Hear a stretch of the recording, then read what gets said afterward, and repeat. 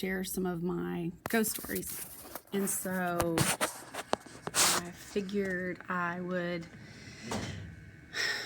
take a chance and let you hear one of them.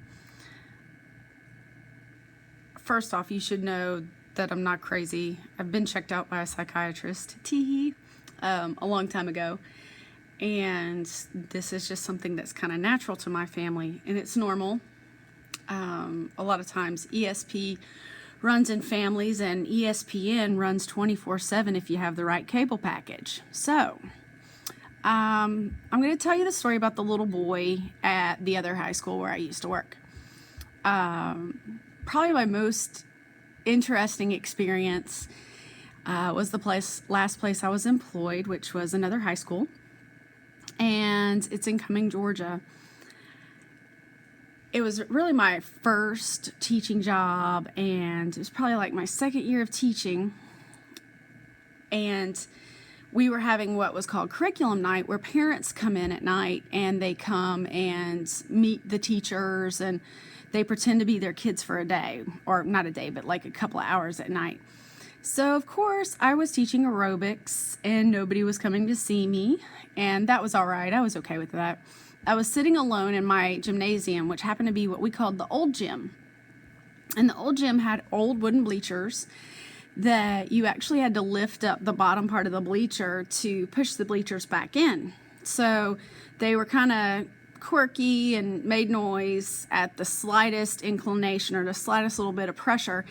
And that was just what you were used to. So I'm sitting all alone in this old gym, and there's 4 doors that lead to the gym. So I'm just watching the 2 doors. 2 of the other doors on the side that I was sitting on were closed. So that way I would notice if somebody came in, I would hear the door. Well, I wasn't really expecting anything. I had a very entertaining visitor come visit me, and this was our first interaction.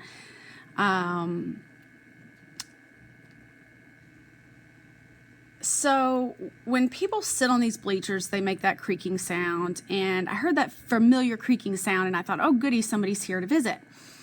And I looked over to where the sound was, and there was a boy, a very young boy, looked like middle school age, wearing a white t-shirt with blue jeans, and he had red hair. And what made me notice him was him actually jumping off the bleachers, and then all of a sudden, as soon as he hit the floor, no joke, the boy flat up disappeared. And I thought, wow, that was incredible. I thought for a while that I had imagined it, and I really didn't say anything to anybody, because most of the time when you say things to people, they think you're nuts. I'm used to that. It's okay. It's kind of a fun story, but so I just kind of kept it to myself. Well, I had several other interactions with this young boy who would frequent my office, which happened to be in a girls' locker room. So back in the olden days when they built gymnasiums, they would put the coach's office inside the locker rooms. And so my particular office happened to be in the old girls' locker room. Don't worry, I put up curtains because that was just majorly awkward for me. But because I'm a prude, for those of you who know that joke. Anyway, I just kind of kept it to myself. So one day, a buddy of mine, who's another teacher, decided we were going to plan this trip to Costa Rica. And we were going to try to get kids to come. And so we got permission to hang signs. And it was after school, and I was painting one of the signs, trying to get people interested in the sign. Maybe they'd go to Costa Rica and I could go along for the ride, and that would be a lot of fun. Well, you know, school's out, the kids are not there, and I'm painting the sign, and I'm a PE teacher, right? So I'm not really an artist, and I'm really concentrating to stay within the lines here. And all of a sudden, I felt someone come up behind me and just like push me like that. And it was almost like a ha ha ha ha, kind of skunked ya, got your goose, woohoo.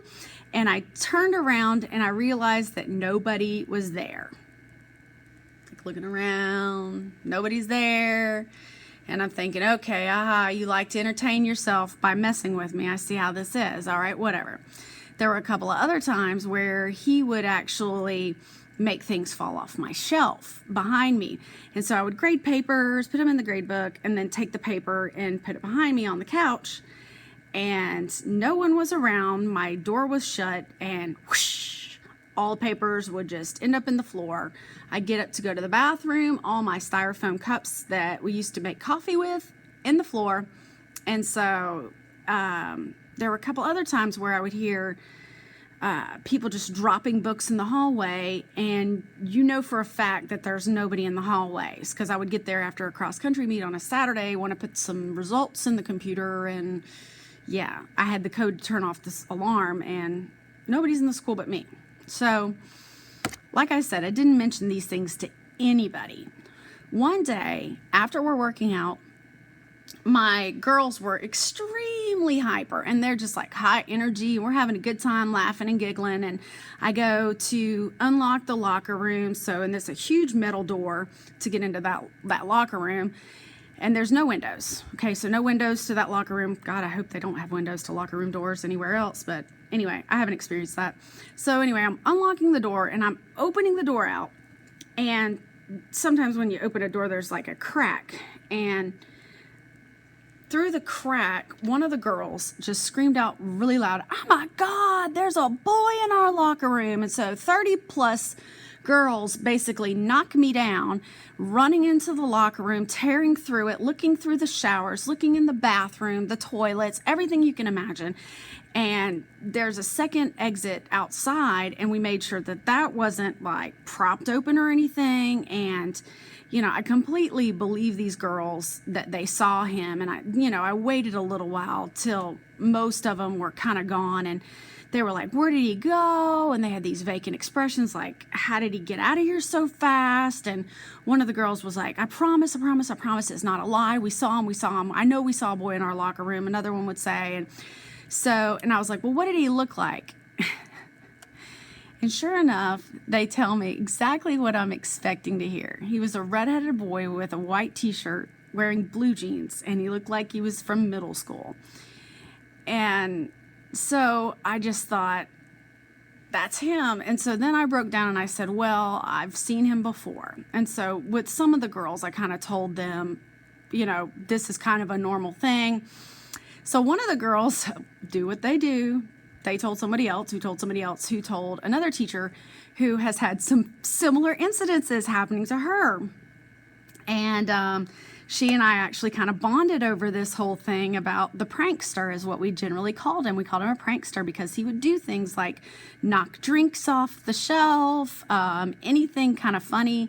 In one of the special ed classrooms, the printer was printing this piece of paper that kept saying, "Here I am, here I am, here I am, here I am," and nobody had like printed that at all. So it was just kind of funny that he was all around the school making all these jokes. And I've tried to do research. I've not been able to find anything on a redheaded boy. Unfortunately, a boy killed in the area like 8 to 10 years prior to my working there didn't have red hair. And so I'm not really sure if that could be a correlation. Other than that, I've just kind of let the whole thing go. So, but yeah, anyway, so one time, this is the really, really crazy thing. So as I get older, my interaction gets a little different than what it did when I was a child. And you almost have like these things that make you feel like it's deja vu. And so this is the part where I really swear that I'm crazy, but it's okay. I had this deja vu experience like I was my friend, the other teacher. And I'm seeing her in our locker room doing something. And next thing you know, I see a cup of coffee fall and break. And I just kind of was like, "Oh, okay, that was kind of weird. All right, whatever." And I kind of shrugged it off and ignored it. And the next thing, we're all going to a faculty meeting, and she comes in late, and she comes in and she sits right next to me, and she says, oh my God, you just don't know what happened." And I looked at her and I said, "Your cup of coffee flew, didn't it?" And she goes, "How did you know that?" And I said, "Because I saw it." And it's no joke. like right after that meeting, we headed to the locker room. There was coffee everywhere.